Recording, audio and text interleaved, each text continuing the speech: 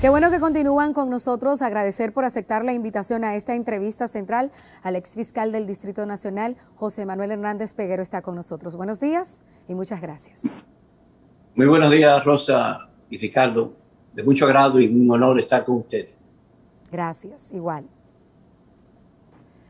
Bueno, ex fiscal del Distrito Nacional, tiene que saber mucho usted de cómo se trabajan los casos ya a lo interno de esa entidad. Vamos a iniciar por lo último, la operación Medusa. ¿Qué usted opina del proceso que se ha llevado a cabo desde el pasado jueves hasta el desenlace del apresamiento del ex procurador el día de ayer? Bueno, estamos enterados por el documento que ha sido puesto en las redes, que es la solicitud de orden, no más bien la solicitud, sino ya la orden de allanamiento dictada por la jueza. De lo que se desprende de su lectura es de que hay varias actuaciones por las cuales están siendo investigadas estas personas. Llama la atención que, tal y como dijo el ex procurador y como consta que no hay un interrogatorio al ex procurador para poder saber cuál era su opinión respecto a las investigaciones que se hacían. De todas maneras, yo creo que la tarea del Ministerio Público en este específico caso es tratar de desmontar la posible creencia o sospecha de que más allá de lo jurídico y lo legal, esto tiene otras motivaciones. Y todo el mundo sabe a lo que me estoy refiriendo. Es decir, no basta o no bastará nada más con la inhibición de la Procuradora General de la República. Yo creo que el mandato y principio de la objetividad no está en duda por respeto a los magistrados que en este caso han estado actuando. Sin embargo, es importante entender que en estos casos, específicamente cuando ha habido una controversia a título personal entre el investigado y el persecutor, pueden existir cuestionamientos en ese sentido. Ricardo. Magistrado, este caso así, prima facie, ¿no? Y se encuentra en una etapa preparatoria inicial, como que no tiene precedente en la República Dominicana. Usted que tiene tanta experiencia, ¿había visto algo parecido? Se habló, sí, del ex procurador del cuatrenio 2000-2004, que me tocó a mí investigar ese caso. No recuerdo en qué concluyó. Sin embargo, yo creo que lo que se está dando responde a la decisión y a la política adoptada por la actual gestión de la Procuraduría General de la República, de perseguir la corrupción de una vez y por todas, sin ningún tipo de limitación. Y eso todos tenemos que aplaudirlo. Y yo creo que también es importante entender que la casa tiene que estar limpia. Es decir, el primer paso que debe dar una persona cuando llega es limpiar su casa. Y lo ha hecho muy bien para tratar de, con esta investigación, descubrir una serie de situaciones anómalas, ¿verdad?, que se presentaban antes, pero que esos mismos funcionarios, lo más probable es que su gran mayoría seguían todavía en esta gestión y hay más personas.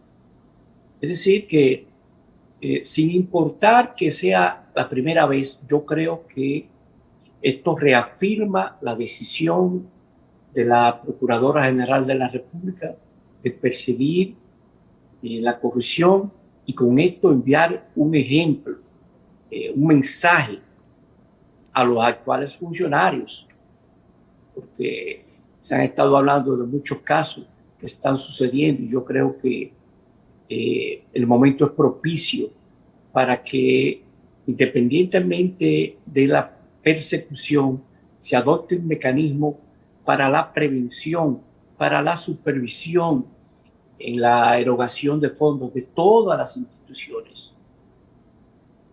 Magistrado, pero por ejemplo, en el caso del ex procurador Víctor Céspedes y el ex procurador Jean Alain Rodríguez, hay mucha diferencia. Pudiéramos hablar de que este es un hecho sin precedentes porque, oiga, la cantidad de ilícitos. Usted dice que leyó esa solicitud de aprobación de los allanamientos donde se da detalles de esos ilícitos, de estafa contra el Estado, soborno, falsedad de documentos públicos, robo de identidad, delitos electrónicos, lavado de activos, coalición de funcionarios y asociación de malhechores. Y lo que usted pudo leer, usted vio que son ilícitos que están siendo sustentados y justificados, ¿o le parece a usted que hay algunos que todavía le falta fuerza para ser demostrado? Es evidente de que la investigación está en curso y a partir de ahora lo que ocurre normalmente es que al Ministerio Público le llegan más informaciones que tal vez no tenía acceso. Sin embargo, es bueno destacar que la documentación probatoria en esto jugará un papel determinante en la mayoría de los casos que se han presentado. Yo creo que sí resalta la información que aparece en la resolución que la da el Ministerio Público Investigador respecto a unos bultos con dinero, al parecer que se cobraban. Y lo cierto es que yo lo que espero es que la investigación dé su fruto. Al parecer ocurrieron situaciones anómalas y el país espera una respuesta, no tan solo en este, sino en muchos casos. Sí advierto que hay que cuidar los casos, hay que cuidar el ambiente y la buena reputación de los magistrados debe ser cuidada.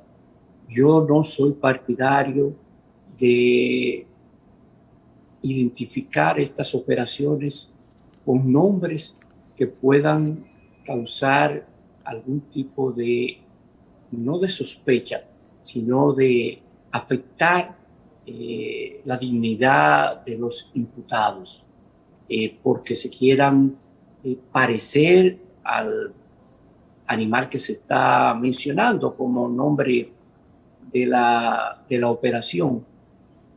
Por la experiencia que tuve, y eso normalmente se usa mucho en Estados Unidos, la DEA, los nombres se apartan mucho de cualquier coincidencia que pudiese tenerse con algún investigado. Si mientras más lejos está la sospecha o la relación que pueda haber entre lo que se investiga y el nombre que se adopta, que tiene como finalidad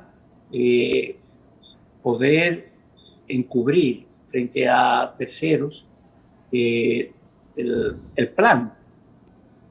Y también, no sé si Ricardo en ese sentido tiene algún tipo de...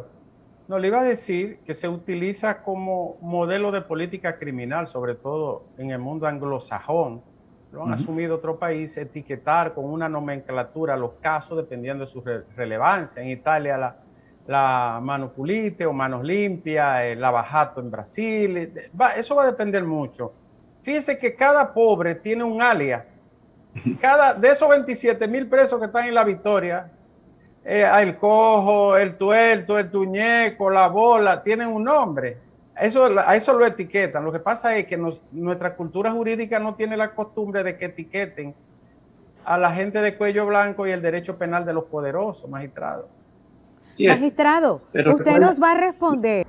Seguimos conversando con el ex fiscal del Distrito Nacional, José Manuel Hernández Peguero. Ahora sí, puedes responderle a Ricardo. Sí, adelante, de acuerdo, Ricardo. Todos. Yo tengo un apodo también. Sí. Pero hay algo. Yo quisiese, y sé, debo decirte, porque conozco a la procuradora y a los procuradores que le acompañan, en esta gran tarea que tienen, de que nada personal ni particular y que está revestido de la mayor objetividad en lo que hacen. Pero siempre vamos a querer cuidar estas investigaciones para evitar. Estoy de acuerdo con usted. Mientras menos ruido y rigidez tenga alrededor del caso, el cuidado procesal es una garantía. Tienes razón. Mira, yo quisiera, por ejemplo, es mi opinión muy personal, no estoy de acuerdo con que a los imputados, tanto de este caso como de todos los casos y del pasado, que también lo hizo el ex procurador, los revistan con un casco protector, con un chaleco antibala. Mire, eso se usa específicamente cuando hay algún riesgo. Si tú estás llevando a un sicario o a un narcotraficante, que algunas personas pueden querer su muerte, pero tú etiquetar, llamémoslo así, a esta persona con esta indumentaria, oye, tú le estás mandando el mensaje al país de que es una persona sumamente peligrosa. Y yo no lo creo que eso sea así. Estamos hablando, señores, de delitos económicos que afectan el patrimonio de la nación, pero no estamos hablando de sangre. Entonces, yo sugeriría que cuando no sea necesario, no se use esta indumentaria. ¿Por qué? Porque también hay que entender que afecta la dignidad del imputado. Porque si no hay riesgo nulo, ¿para qué hacerlo? Entonces, sí, esposado, sí, esposado. Esposado, sí. Sí, esposado. Evidentemente, está inutilizado el que pueda repeler o pueda hacer cualquier cosa. La Procuraduría, sí. La PECA, está comprando ahora mismo 60 chalecos antibalas más, 30 cascos antimotín más. Están haciendo una inversión millonaria, de hecho, para comprar estas indumentarias. O sea, que parece que ese tipo de modalidad se va a seguir llevando a cabo. ¿Qué usted opina, magistrado, con relación a los allanamientos, cuestionamientos de que no había necesidad de hacerlo de noche, aunque el Código Procesal Penal en su artículo 179 indica que si hay la orden de un juez se puede hacer a cualquier hora? Mira, la magistrada Berenice se había referido a esto y decía que a esas horas, de altas horas de la noche, era lo mejor para no obstaculizar el tránsito ni crear revuelo. Ellos tendrán su justificación. Estas son excepciones, debo decir. El horario es hasta las 6 de la tarde y más allá hay que justificarlo. Al parecer el Ministerio Público lo ha justificado y los jueces lo están concediendo. Sin embargo, reitero, en este tipo de investigaciones, las pruebas o las evidencias documentales juegan un papel determinante y normalmente están en manos de una de las instituciones estatales. Es necesario también recabar cuantas informaciones. Si el Ministerio Público no puede escatimar esfuerzos en lograr obtener evidencia. Los allanamientos son necesarios. Son necesarios. Pero deben ser también, porque no todos los casos son iguales. Este caso actualmente, el del procurador que tuvo su problema con la actual procuradora, tiene un componente personal que hay que tomarlo en cuenta. Yo, por ejemplo, no hubiese allanado la residencia de la madre del ex procurador. Yo no lo hubiese hecho. ¿Por qué? Porque yo tengo que cuidar que no pase de ser el perseguido a ser una víctima. Es decir, que se pueda entender en la colectividad, en la ciudadanía, que nos estamos excediendo, ¿verdad? Sí. A menos que no haya una sospecha, que creo que no la hay en este caso. De todas maneras, el caso inicia y yo creo que además de estas modalidades que se anunciaron a través de la orden de allanamiento, vendrán muchos otros datos más. Es lo Sí. que yo creo. Magistrado, en ese orden de cosas, por su experiencia también y que tuvo en el Ministerio Público, ¿qué usted cree que la gente ha celebrado tanto esta detención y este encauzamiento? ¿Por qué el procurador generó tanto rechazo y desafección de la gente? Que lo hizo muy mal. Se fue a lo personal. Es decir, no sé por qué actuaba de esa manera. Yo creo que todos fuimos afectados, porque hasta yo fui afectado a título personal. Sin embargo, no guardo rencor ni voy a hacer mención de lo que ocurrió. Pero se puede ¿Qué saber le hizo? ¿Qué le hizo, magistrado? No. Yo guardo eso y no quiero que en este momento ya pueda decirse. Pero abusó de su poder en su contra. Sí, pero bueno, queda a un lado. Pero el procurador se desbordó en algún momento, a su modo de verse. Yo creo que sí. Lo que ocurrió, mira, aquí lo que hay es una solidaridad muy marcada de la sociedad dominicana con la magistrada Miriam Germán. Cuando eso estaba pasando, señor, el país se sorprendió. Yo no entiendo cómo era posible que esto estuviese sucediendo. Más aún que los mismos miembros del Consejo Nacional de la Magistratura permitiesen que a una mujer de la talla de Miriam Germán se le pudiese estar haciendo eso. Pero ni por política, señores. Entonces, lo que estamos viendo ahora mismo es una repulsa generalizada.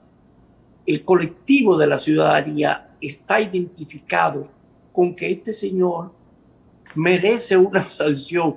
Yo no creo, mucha gente no cree que sea tal vez por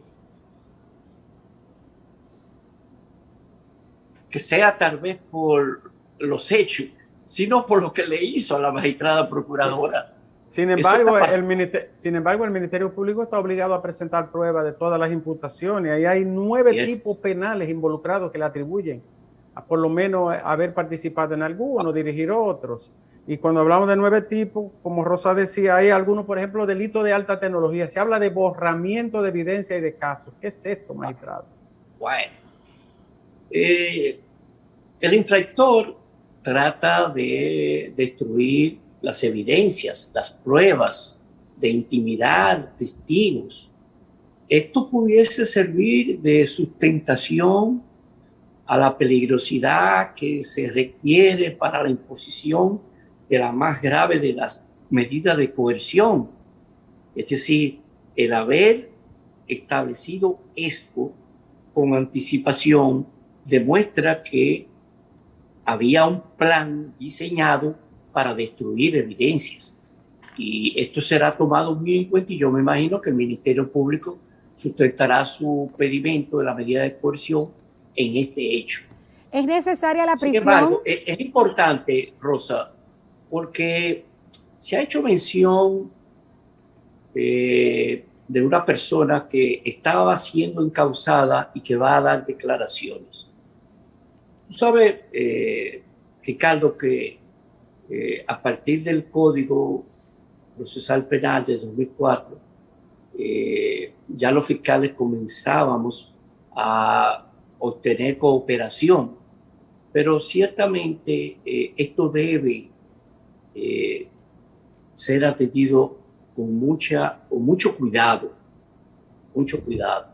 porque toda información tiene que estar sustentada en evidencias todavía que le permitan corroborar lo que esa persona dice y no tratar de beneficiar con exenciones o reducciones de pena a personas que participaron tan activamente como a quien queremos perseguir. Magistrado, ¿es necesaria la prisión para el ex procurador Jean Alain Rodríguez mientras se investiga este caso y los demás imputados?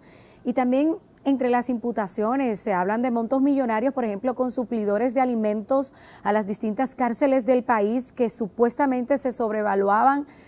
Se habla de sobrevaluaciones de hasta de 400 millones de pesos. La corrupción administrativa, perjuicio del Estado dominicano, juicio por consiguiente del pueblo dominicano, es una infracción grave. Y yo sé que el Ministerio Público va a procurar la prisión preventiva. No sé si en todos los imputados, pero me imagino que en el caso del procurador lo estará. El monto reviste importancia.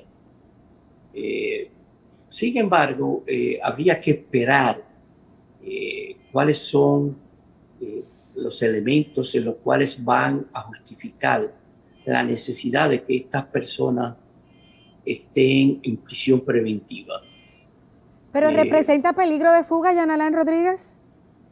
Bueno, para eso están las medidas. Tú le pones impedimento de salida, puedes fijarle hasta usted en ese lugar, usted que estuvo sentado en una silla paralela, ¿hubiese solicitado también el impedimento de salida? Bueno, mira, yo ayer di unas declaraciones, Nieves, porque hay un problema. Sí.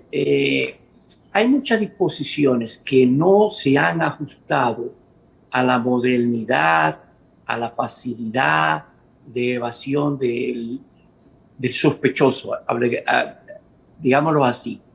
Y entonces lo que ocurre es que esa alerta que originalmente era un aviso de nación a nación, es decir, de país a país, a los fines de que si una persona, un narcotraficante mexicano o colombiano venía al país, la autoridad dominicana supiese quién estaba ingresando al país, se ha convertido en un método a los fines de garantizar que el Ministerio Público, que no quiere todavía sujetar a esta persona a los plazos que se inician a partir de la medida de coerción, tenga algún tipo de limitación. Yo quisiera ser un poco más explícito en esto, Nieve, para referirme a dos situaciones que han ocurrido, que me ocurrieron a mí. Una era la llamada orden de protección provisional que yo ideé cuando ocurría un caso de violencia intrafamiliar o de género y no teníamos la oportunidad de en lo inmediato tener una orden de protección o de alejamiento del infractor, del agresor. Sí. Eso llegó a la Suprema Corte de Justicia y la Suprema dijo, el fiscal tiene y puede adoptar algunas disposiciones que aunque en principio son restrictivas a la libertad y a los derechos, pero tiene que resguardar el derecho a la vida de la víctima. Pero también ocurrió con el caso del porte del arma de fuego, cuando era legal y el denunciado por violencia intrafamiliar, el fiscal, por disposición nuestra, se la quitaba. Eso llegó al Tribunal Constitucional. Y el Tribunal Constitucional dijo, ciertamente el fiscal puede adoptar ese tipo de medidas. Yo creo que es urgente que podamos avanzar hacia algún tipo de restricción supervisado y con un plazo mínimo para evitar que un sospechoso o una persona que esté bajo investigación pueda huir del país gracias a los mecanismos de transporte tan modernos que hoy tenemos. Bueno, magistrado, de mi parte, gracias, un placer conversar con usted siempre. Igual, siempre Hace un placer. Que no nos vemos con John Garrido. Saludos de mi parte. Magistrado, despedimos a Ricardo, pero continuamos esta conversación aquí en El Despertador. La situación de las investigaciones que está realizando el Ministerio Público, donde hablan de más de 500 casos de corrupción que están siendo profundizados en estos momentos, ¿usted cree que puedan tener algún tipo de profundidad en cada uno de estos casos que puedan dar abasto? Hablamos de que son unos 50 fiscales entre PEPCA y persecución que están unidos trabajando todos estos casos. ¿Cree usted que darán abasto? Mira, desde un principio de año, cuando se habló del presupuesto del Ministerio Público, advertí de que la reducción que había sufrido para este año necesariamente tendría que impactar en el desempeño de sus funciones. Es evidente, es inminente que en este presupuesto complementario, que debe ser sometido ya a principios de este mes próximo, el Poder Ejecutivo se aboque a conceder suficiente dinero que le permita a la Procuraduría General de la República contratar personal, suplir con dietas especiales a estos fiscales, en sentido general, para poder solventar este despliegue de recursos humanos que están en todos estos casos y en los más que vendrán. Tú sabes que el Código Procesal Penal admite como posibilidad que la Procuradora General de la República pueda contratar abogados como acusadores adjuntos a los fines de poder ayudarle. Yo creo que se podría contemplar esto a los fines de no seguir quitándole fiscales a las procuradurías fiscales ordinarias, ¿verdad?, de las provincias y del distrito, para poder ayudar en este caso. Son muchos los bienes incautados y una gran parte del beneficio de su decomiso podrá ser utilizado por el Ministerio Público, pero estamos todavía en una etapa inicial. Lo cierto es, tal y como lo dijo recientemente la Procuradora, se necesita dinero para poder apoyar a este Ministerio Público, del cual todos nos sentimos altamente satisfechos y creemos que está jugando un papel muy importante en esta etapa democrática de la vida de este país. Su antiguo compañero de partido, expresidente de la República, está en medio de todo un huracán porque personas allegadas a él están en muchos de estos casos sonoros. En el Antipulpo, 2 hermanos. Ahora en esta investigación de las sedes, una querella que ya el Ministerio Público ha dicho que llevaba más de 5 meses investigando, hay al menos 3 cuñados. Personas cercanas a él como Yanalain Rodríguez están en prisión. Su guardaespaldas principal, el general Cáceres, también está en prisión por el caso Coral. ¿Qué usted cree que se avecina y cómo califica usted todo lo que está ocurriendo alrededor de su ex compañero de partido? Las informaciones que han vertido el Ministerio Público en sus actuaciones judiciales dejan entrever algo de responsabilidad penal que se pudiese derivar. Yo creo que sería un precedente en este caso,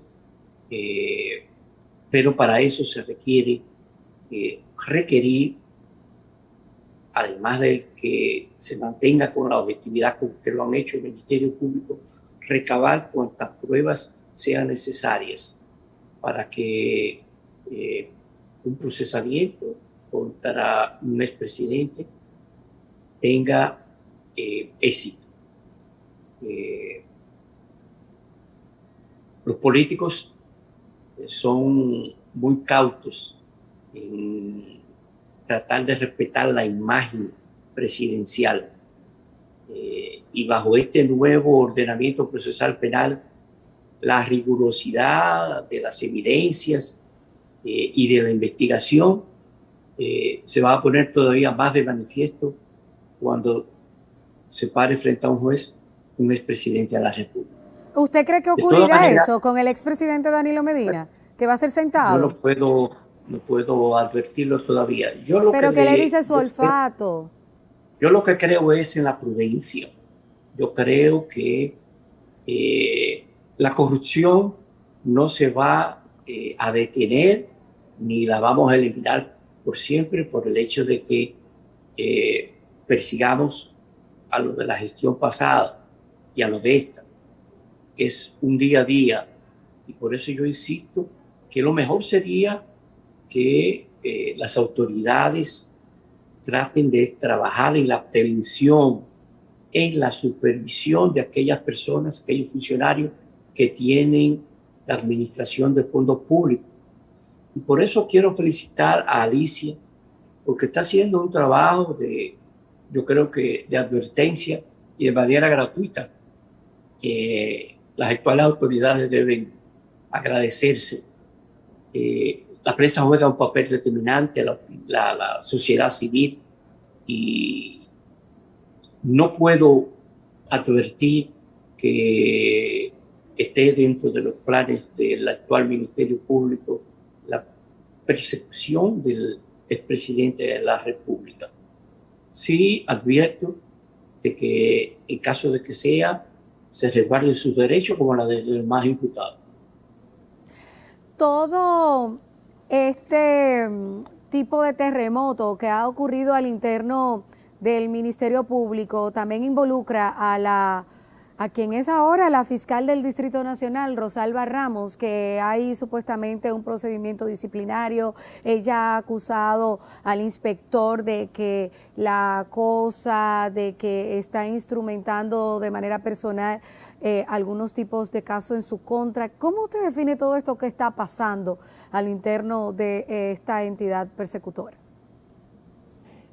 Yo, cuando fui fiscal, fui investigado en múltiples ocasiones.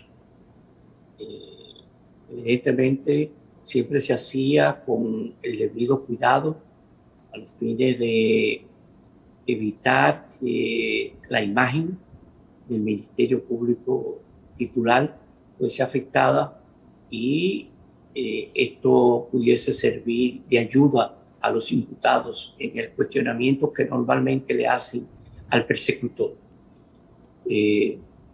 Creo que está dentro de sus facultades del inspector requerir la presencia de un representante del Ministerio Público, cualquiera que sea, e investigarlo. Al parecer, la investigación va más allá de una simple falta disciplinaria. Es decir, que vamos a esperar. De todas maneras, yo creo que esto crea un problema a lo interno del Ministerio Público, porque la principal fiscalía es la del Distrito Nacional. Y ojalá se pudiese buscar un advenimiento, porque no es que se quiera que ella no esté ahí. Al parecer hay algunos reclamos respecto a la conducción de casos que no han sido llevados bien. Y yo sugeriría que se pudiese buscar una solución alterna. Porque estos casos se dan en múltiples ocasiones y se buscan soluciones en ese sentido. Bueno, muchísimas gracias por estar con nosotros en la entrevista central del día de hoy. El ex fiscal del Distrito Nacional, José Manuel Hernández Peguero, ha conversado con nosotros. Muchas gracias. Siempre. Al regreso, ustedes son soberanos, dueños y propietarios de este espacio. Vamos a tener el desahogo del despertador, lo están reclamando. Antes, queremos felicitar a todos los maestros. Hoy es el Día del Maestro. Un abrazo para aquellos que tienen una vocación que nos hace crecer a nosotros a nivel del intelecto, que se entregan por todo para llevar a todos, desde pequeñitos hasta a los más grandes, ese pan de la enseñanza. Muy, muy bonita profesión, una vocación que es aplaudible, y aquellos que lo hacen de corazón merecen todo tipo de reconocimiento. Felicidades a los maestros en su día. Ya volvemos con el desahogo del despertador. Gracias.